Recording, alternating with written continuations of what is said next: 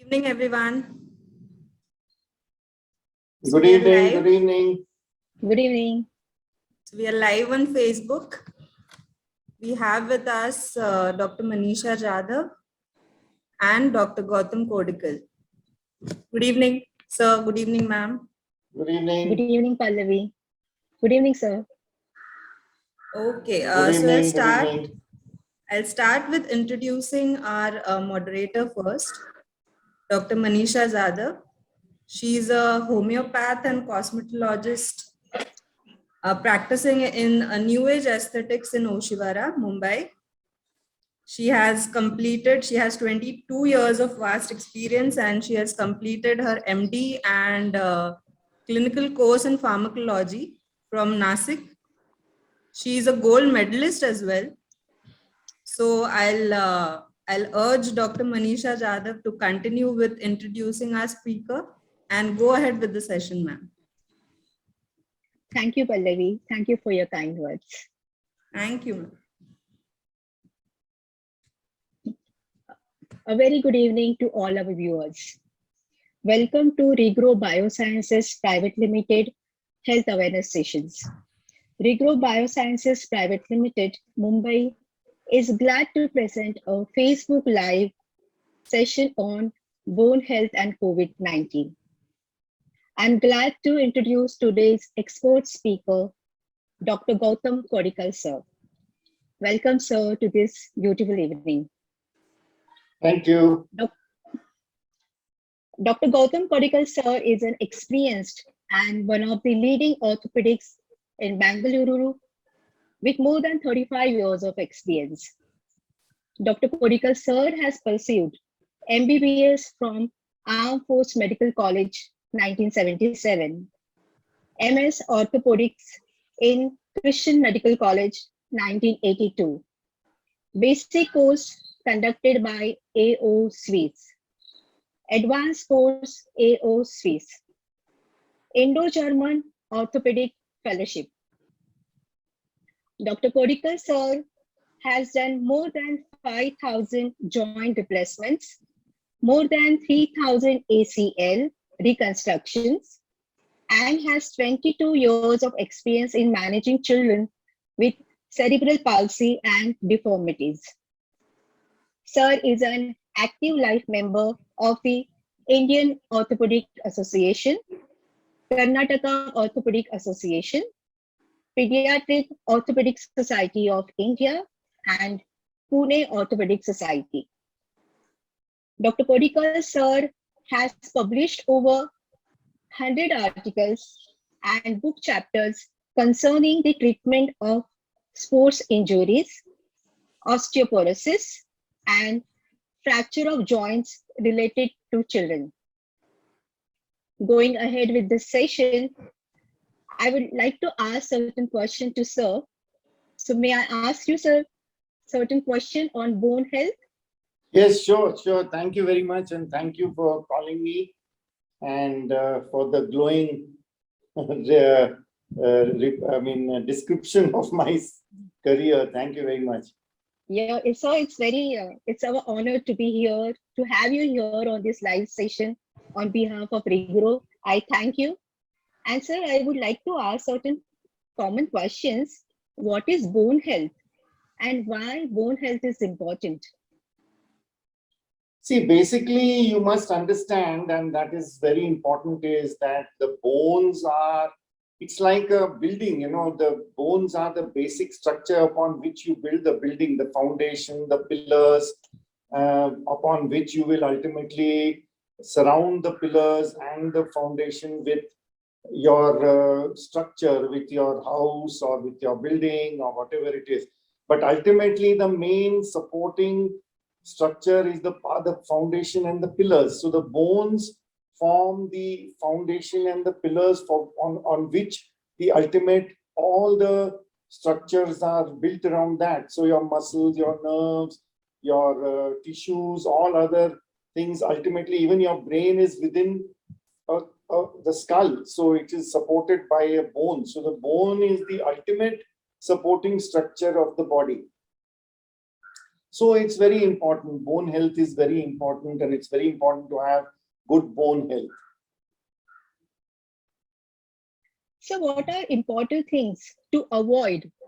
What are the don'ts that we should follow in our general health to keep our bones healthy? See, basically, the most important thing, I mean, the don'ts are basically smoking is known to reduce bone strength. Lack of exercise can reduce bone strength, and sedentary lifestyles can reduce bone strength. Alcohol, to some extent, if you are taking too much of alcohol, definitely it will reduce bone strength. Small quantities are not really harmful, but large quantities and on a daily basis will definitely reduce your bone strength. Then these days, unfortunately, because of the new lifestyle, and I think worse is now because of COVID, there is this work from home culture. And this work from home culture, and especially during COVID, there was so much such strict restrictions on movement. So I think, all this leads to huge amounts of inactivity, and inactivity definitely weakens the bones, even in young people. And in old people, it is even more dangerous, because one of the ways of strengthening your bones is regular exercise. Even a simple exercise like walking is good for you to build up your bones. And if you're not able to walk, this for 2 years now, we've had such a lot of restrictions. People are not able to walk, and elderly people are scared to go to the parks because of COVID. So these are the various things that could have led to reducing bone strength. And bone strength is very important. Even, I mean, I used to have a geriatrician friend who used to say that the life of a person after a particular age is actually in his hip, because once they break the hip, they have to undergo surgery, and many times they don't even survive the surgery, because these are all major surgeries, and many times they already have comorbidities and they don't survive the surgery. So this can, weak bones can lead to all kinds of problems, and it can even be dangerous to life if your bones are so weak that just a little bit of this thing can lead to a fracture. So bone health is, these are the various things. So it's important to do exercises. It's important you can take some calcium, vitamin D. These are the various things. Vitamin D deficiency, again, is a great cause of loss of bone strength, and now is becoming an epidemic all over the country because of lack of sunlight. Sometimes we don't take enough vitamin D in our diets, and it is known that Indians do not have the capacity to produce so much of vitamin D from sunlight. So it is important to get your vitamin D checked regularly and to take vitamin D on a regular basis if you want to maintain your bone strength. So this is another thing which many of my patients are not aware of, that even it's not sunlight. Many times they ask, is it good to sit in the sun? Well, to some extent, yes, early morning sun can build up your vitamin D, and even your bones. But just sitting in the sun is definitely not enough to help in deficiencies and clearing deficiencies of vitamin D. So it's important to have a holistic approach to bone health. One is exercise. Don't smoke. Smoking, I think, is an extremely, is extremely bad for bone health. Yes, sir. COVID is affecting not only lungs, but most of our parts of the body, and bone is one of it. And since last 1.5 years, we all are sitting at home, and we are not exposed to sunlight. So, sir, is it osteoporosis high risk for COVID and people who are old? So, vitamin D deficiency is definitely one of the causes of osteoporosis. But is it high risk for COVID also? See, there is no, as far as I'm aware, there is no clear literature that says that COVID itself causes osteoporosis directly. So you can't say that there's a direct link between COVID and osteoporosis. At least as far as I know, I have not read any literature which shows. Even now, recently, there has been a lot of literature coming out on what they call long COVID.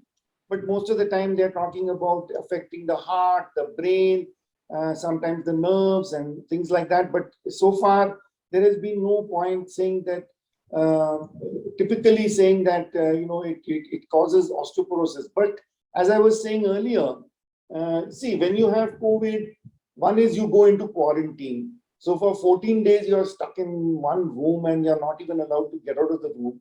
Then after that, you have, reduced activity. COVID is also known to cause fatigue, joint pains, and muscle pains. This itself makes you reduce activities and you don't feel like, exercising. It's extremely difficult to exercise when you have muscle pain and joint pains and things like that. And COVID causes all these things. Now they have found that long COVID can cause, I have patients who had COVID last year, and even then they are complaining of joint pains, muscle pains, fatigue, lassitude, even depression. So all these things can ultimately lead to osteoporosis because, as I was saying earlier, ultimately one of the major causes of osteoporosis is, of course, and another thing is if you are depressed and all that, you're not likely to eat well and not eat the correct foods. You may not take the correct foods. You may just peck at some snacks and things like that. And then you're going to get into even bigger trouble. So these are the various indirect causes of osteoporosis, I think, which definitely COVID can cause. And, these are one of the,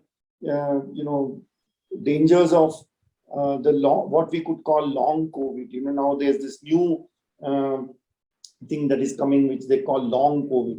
So I would think that this is also one of the things that can happen with long COVID, where you have, this thing. I think there is no real absolute solution to these problems of long COVID, at least joint pains and muscle pains and things like that. And who knows? You're a homeopath. Maybe you have, you may be able to help these kind of patients, with homeopathy. Yes, sir. Since last 1.5 years, definitely lack of social activities, lack of sunlight, and depression. Yes, it does affect our bones. And another question, sir, that we all think of COVID vaccine. So, do you think will it really affect our bones? There again, Vaccine now per you se? see, I don't think that COVID vaccine is not, unnecessarily a whole lot of, I would think, negative publicity, if I may call it, has surrounded this COVID vaccine. Maybe it was based on the fact that the vaccine came out very quickly. The vaccine did not, there were not that many long-term studies, and the populations that were covered with vaccine initially were very low.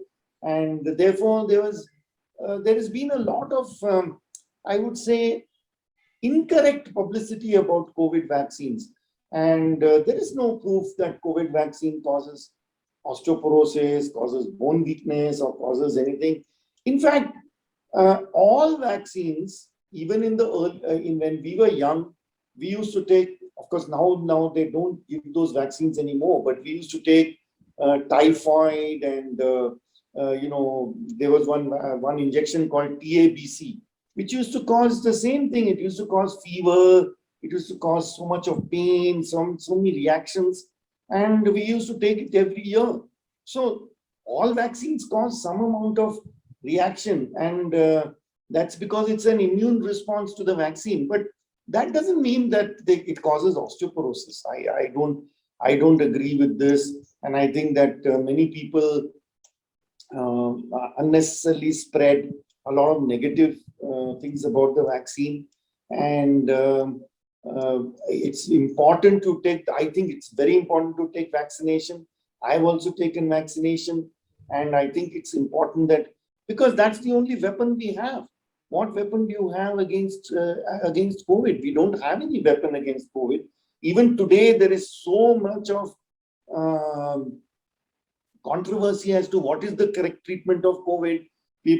Some people say give ivermectin. Some people say no. In the West, they're saying ivermectin is not good.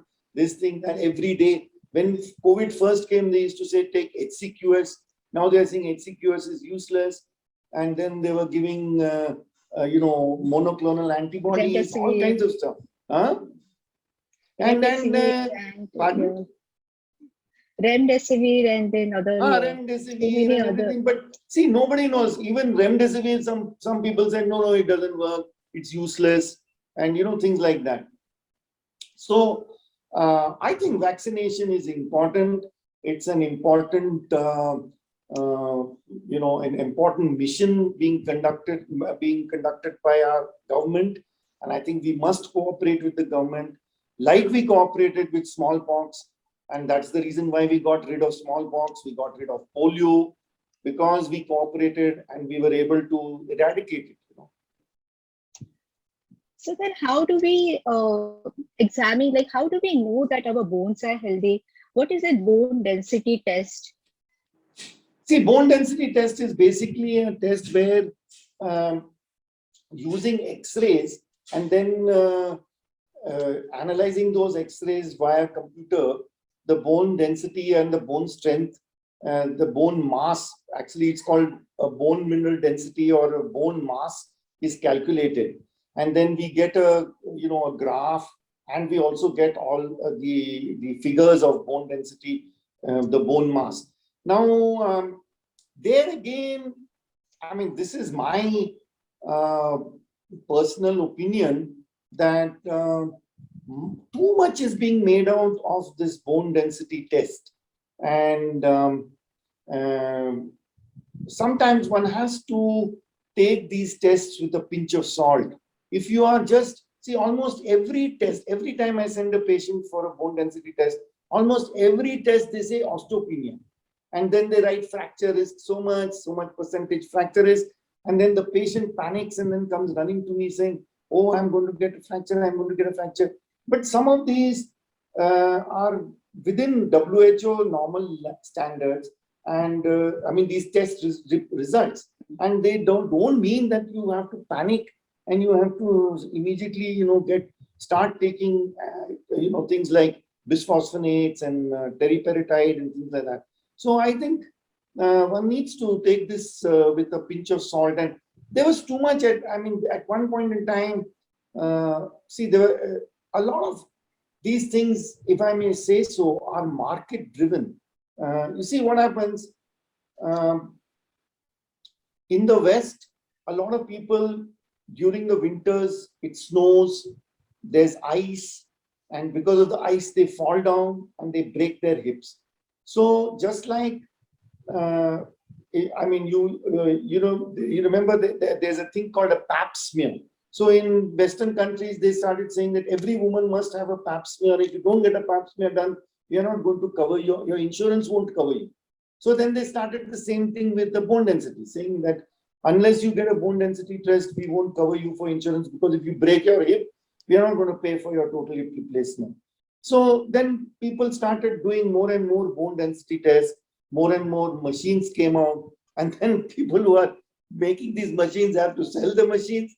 When they sell the machine, the guy who buys the machine has to get the test done. So then they start spreading this whole thing about osteoporosis, and it's a horrible thing. And they even went to the extent of saying that you can die of osteoporosis and things like that, which I felt was a little overkill. I don't think that one needs to panic so much about osteoporosis. Yes, osteoporosis is an important thing.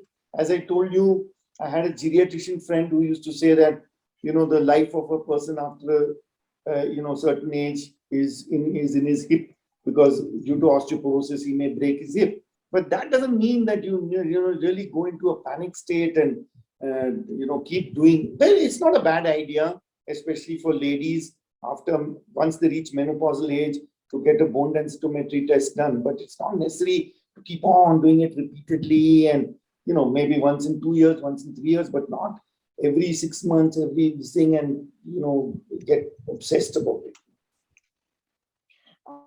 Yes, sir. I understand that you said that COVID vaccine per se may not affect bone health. But sir, being a doctor, I previously I never used to heard about AVN, that is avascular necrosis. But since post-COVID, a lot of such cases have been reported. So how do we correlate this, sir? What is this AVN and how does it affect? What is it? See, AVN is basically the term stands for avascular necrosis. That means avascular means that a certain part of the bone loses its blood supply. And because it loses its blood supply, any part of the body which loses its blood supply dies. So like, for example, you get things like gangrene and dry gangrene and all when things die. So here what happens is that the bone dies. And when the bone dies, then it causes an inflammatory reaction and it causes pain. And the second thing is that because the bone dies, it loses its strength and that area collapses. Now, unfortunately, most avascular necrosis occurs around joints. So you can get avascular necrosis in the wrist, you can get a shoulder, you can get in the knee, you can get in the elbow. And the most common and the most distressing, which we are seeing now in large quantities, I'm seeing is avascular necrosis of the hip. Now, initially, I used to get patients of avascular necrosis of the hip secondary to long-term steroid use due to possibly sometimes some other problem, or sometimes they used to use steroids for things like some arthritis or some skin disease or some other thing like that, where they have been using steroids and then they develop. So steroid use is one of the causes of avascular necrosis. The other cause of avascular necrosis is alcoholism. You know, heavy use of alcohol can also cause this thing. Then there's of course sickle cell anemia, and then you have even idiopathic. Idiopathic means where no cause is known. Now the funny part is that in COVID, if you remember, one of the main things that happens and what happens in your lung is that there are clots that form, and it's basically a clotting process that occurs in COVID, which causes all the problems. Now, and the other thing is that one of the treatments for COVID was to give steroids. I mean, huge quantities of steroids were given to COVID patients, especially the most serious ones, or the ones that required admission and who had a COVID lung infection, rather a lung affection, were put on huge doses of steroid. So I feel that this combination of the COVID itself being a problem which causes embolism and blocking of arteries due to small microclots, plus the additional whammy, or what we call a double whammy, of giving huge doses of steroids, I think has contributed to suddenly, I would even go so far as to call it an epidemic of avascular necrosis of the hips that I am getting. At least every day I get inquiries from people from all over the country, and many times when I ask them, especially in the recent past, almost all of them I've asked, and all of them have had COVID at some time.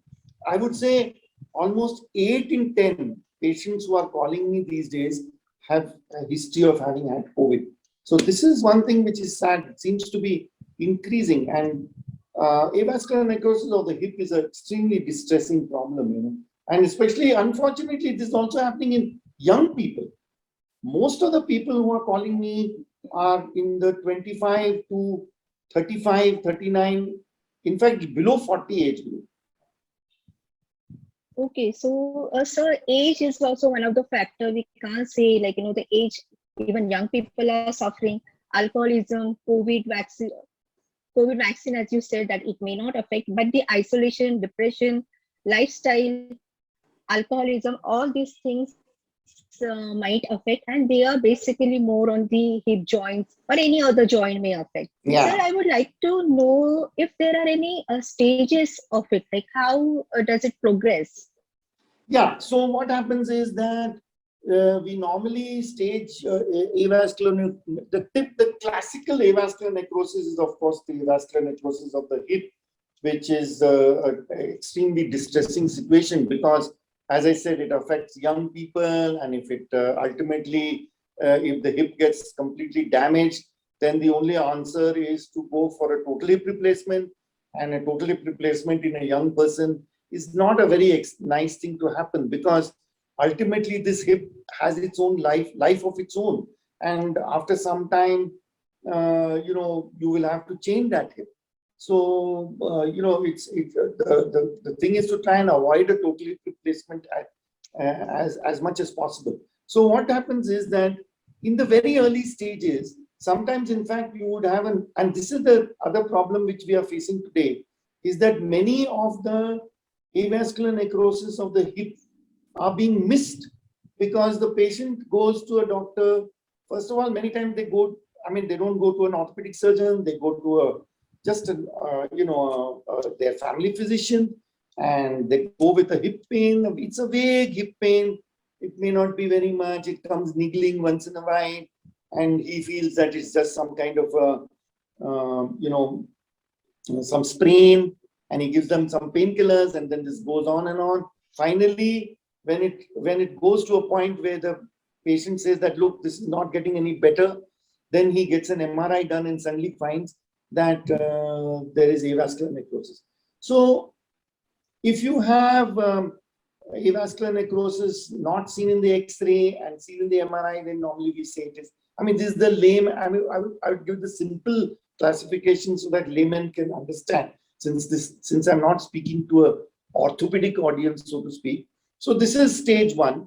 Stage 2 is when you begin to see it on the X-ray also, and then of course on the MRI. Stage 3 is when you see more and more of it on the MRI, and you see a significant involvement on the X-ray.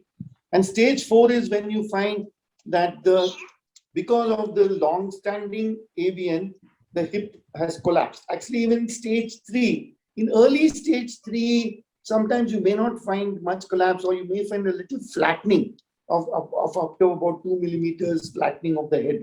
See, the head is a ball. So if you find it is flattening at the top, then that is in stage 3. And then as it goes more and more, the flattening becomes worse, and ultimately the head gets deformed and collapses completely. And because of the head being the shape of the head changing, then what happens is that your hip begins to get arthritic, and then ultimately it goes into full-fledged arthritis where there is no hope, but you have to do total hip replacement.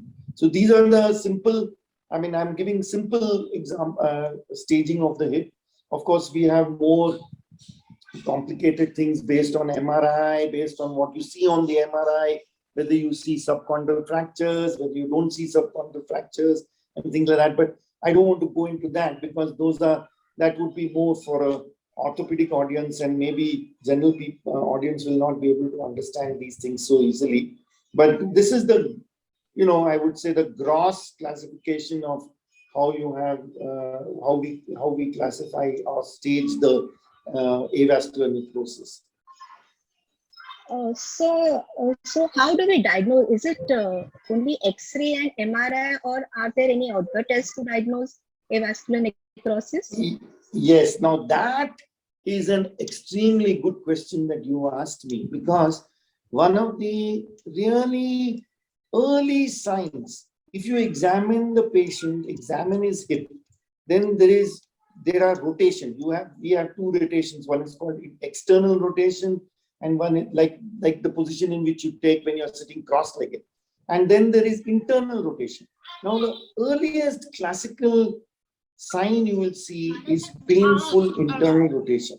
So the minute you find a patient with painful internal rotation, especially when he winces and says it's extremely painful, then I think all alarm bells must ring, and you must send the patient for an MRI. And even if he's not willing, you must convince him that you may be having avascular necrosis. I have had so many patients like this who came to me just with hip pain. And then when I sent them for an MRI, I found that they had avascular necrosis because after clinically examining. So you don't really need to wait for an X-ray and an MRI and things like this. If a simple, good clinical examination based on our clinical examination textbooks, will give you a good picture of a good idea whether this patient is, doing MRI. Having avascular necrosis. And see, that is the thing where again, I'm just digressing a little bit. You see now there is this great, if I may say, promotion of telemedicine and teleconsultations. And unfortunately in orthopedics, I personally feel that teleconsultations, especially in the first stage, like I tell my patients, for follow-up, after I've seen you, most welcome, please do teleconsultation. But in the initial stage, how are you going to examine a patient for a rotation, external rotation, internal rotation, flexion, extension, and movements of the hip on a teleconsultation? I mean, you just have to tell him to do it, but that doesn't give you clear judgment of what is going on. And all our orthopedic systems are based on good clinical examination. Our diagnosis and the way our protocols and our algorithms are based on good clinical diagnosis. So I think it's important to. So this is an early sign which even a family physician can do this simple test of just checking the internal rotation. If the internal rotation is painful, then immediately send the patient, at least, I would think immediately send the patient for an MRI because the X-ray may not reveal much. Okay. So now how do we treat this? What is the treatment for avascular necrosis? So, see, my main area where I have been treating maximum patients has been for avascular necrosis of the hip. Of course, it can be done for the shoulder also. The same procedure can be done for the shoulder. It can be done for the knee. I have had mostly hip patients. Now, if you go anywhere in the world, or if you even go onto the net, you will see that if I may call it, the gold standard for the management of early, of course, if you have very late, as I was saying, stage 4 and late stage 3, it's better. You have to tell the patient, I'm sorry, you'll have to go for a total hip replacement. But in the early stages, stage 1, stage 2, stage 2A, stage 2B, stage 3, I actually try to, I judge what stage or stage 3 it is in. You can do what is the gold standard is a core decompression. So we do a core decompression. Core decompression means that we put a guide wire into the avian area, and then we drill an 8 millimeter core, like a tunnel. And then through the tunnel, we clean out, we use a scoop, which is like a small little spoon, and clean out all the dead bone, as much of dead bone as you can. And then comes the question. Now, what will you do after the core decompression? So in the early years, we didn't have any other real armamentarium or any real weapon. So what we used to do is, we used to do just a core decompression and then leave it at that and put the patient on non-weight bearing for 2 months, 3 months and hope for the best. But only around 30-40% of those patients used to actually get some lasting relief, and where you could say that you could call it a success because you could postpone or avoid a total hip replacement. But so then the question came in, what next can we do? So they started putting grafts. They would put a piece of bone from the leg called the fibula and put it inside, and it would act as a graft, come as kind of a support, like a strut. Or they would put what is called vascularized fibular graft, so that they would take a small blood vessel which was supplying that fibular piece and attach it to another blood vessel in the thigh or in the hip, so that this would have its own blood supply. So it was known as vascularized fibular graft. Now these didn't, I mean, they gave some levels of success, but not satisfying levels of success. So then then of course came in this concept of regenerative medicine, and slowly this concept of stem cells and using cell-based treatments came in. And of course, some people were putting in stem cells, some people were putting in PRP, what is called platelet-rich plasma, and some people were putting in what is known as BMAC, that is bone marrow aspirate concentrate.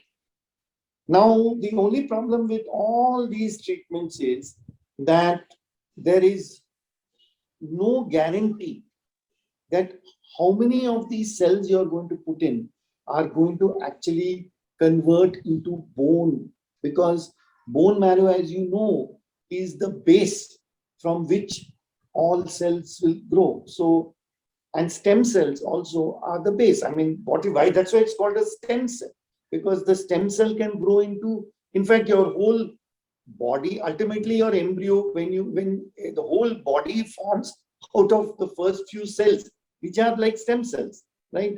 So ultimately the stem cells produce everything in your body, including nerves, bones. So how do you know that what you put inside is going to produce bone? It may produce anything. It may produce nothing at all, you know. So then came the question that put in bone marrow. Now, even in bone marrow, I was doing some sort of, during this COVID, there were lots of webinars on avascular necrosis, and I was attending some of them. And there was one researcher from California who said that basically in bone marrow, only one cell in about 20,000 cells will actually have the potential to grow into bone, or would be what we classically call an osteoblast. So then, so even putting a BMAT is not really the ultimate answer to to this problem. So I don't know if so. The next question possibly you would ask, then what is the ultimate So, answer to this problem? yes, So, how do we yes. treat this? Like, Yeah. So then what happened is this regenerative medicine, or what we could call cell-based medicine, has fortunately been taken to the next level. And that has been taken to next level by this company called Regrow Biosciences, where what they do is that we send them the bone marrow, and they actually manipulate the cells, stimulate the cells, and convert them into bone growing cells. And they isolate the bone growing cells and multiply them. And ultimately, when we get a critical mass of about 10 million cells per cubic centimeter, then they give it back to me, and I inject, I think about 5 to 10 cc's of this into the area which I have cleaned out. So we are actually putting bone growing cells, so which will guarantee to grow into bone. So this is known as, the trade name is Osgrow. So basically it is a product made by this Regrow Biosciences. so how your patients are doing? You have done such cases with Regrow and with this Osgrow. Yeah. So, See, how I have so far I have done a fair number of cases. I don't have the exact number, but I think definitely I have done almost about 50 to 60 hips so far in the last 2-3 years, in the last 5 years, and quite a good number, sir. and most of them are doing well. 5-year follow-up, I should sit down and start following up all my patients, because ideally, see, in our medical thing, we don't consider a 6 months and a 1-year follow-up or a 2-year follow-up as really significant. But maybe a 5-year follow-up would be, would be valid. Ideal is to have a 10-year follow-up. There is a colleague of mine in Bombay who has published a paper, Dr. Gaurish Palekar, where he has done a 10-year follow-up, and he has shown that he has got almost 75% over the entire spectrum, stage 1, stage 2, and early stage 3. He's got around 75% positive results where the patients did not require total hip replacement. So this is the situation. As of now, I would say most of the patients have been happy. Their success, and it's been one good call. I wouldn't really go so far as to say that I can declare it as definitely success, because it's only 5 years follow-up. I would like to start doing a follow-up now on all my patients and then see how this thing. But yes, most of them are happy and most of them have been this thing. And I'm happy about one thing, because as I said, these are young patients. And if I can save their hips from going for a total hip replacement, I think it's a very satisfying thing for me. Yes, so definitely. It is really a very satisfying. And so 75% improvement, and 75% people did not go for hip replacement, and they are doing well. It's a really a very satisfactory data. And it's very nice to understand that in early cases, yes, there is a hope. And post-COVID, at least we should not ignore any pain and immediately consult a doctor. And if there's any such case, like we are now, so many cases we have heard of AVN, that is avascular necrosis. So initially, as we treat it initially, so early diagnosis is very important. For that, we should not ignore any pain post-COVID or whatever, and consult a doctor. And if it is, unfortunately, if it is an avascular necrosis, still in early stages, there's a hope. Like all these such new technologies are there, stem cells, and the paper that you said has a 75% improvement. So it's a very, very satisfying data. Sir, I thank you very much. It was really a wonderful session. Before we, I'd just like to say one thing here. See, many patients ask me this question, and I thought it was, initially I thought it was an extremely valid question. They asked me, sir, how do you know that the cells you're putting inside are actually going to grow into bone? And how do you know? Because, I can't see the cells with my eyes. So how do you know? So an interesting thing happened. In fact, it happened to, I think it was one of my patients that, when I did the procedure, some little few cells, they spilled out of that tunnel. And when I took an X-ray after 3 months, that little spillage had formed bone. So that was my proof. And I was very happy actually to see that, because that was the proof for me that yes, what I have put inside is going to grow into bone. And it is not, to answer the question of those patients who ask me, how do you know? In fact, now I always tell them about this story and say that, listen, a little bit of the cells did spill out, and there was evidence that because this formed bone. So I said it was a proof to me that yes, these cells will grow into bone. Yes. Thank you, sir. It was really a wonderful session. Thank you for enlightening us on bone health post-COVID. And thank you for your knowledge, wisdom, and experience. Thank you very sir. much. And looking forward to seeing you again, sir. Thank you so much. Thank you. Thank you Thanks very a lot, much. sir. Thank you, sir. Thank you. Dr. Manisha, thanks a lot for your excellent job in moderating. Thank you. Thank you. Have a lovely evening and a great weekend, sir. Both of you. Thank you. Thank you. Thank you. Bye-bye. Bye.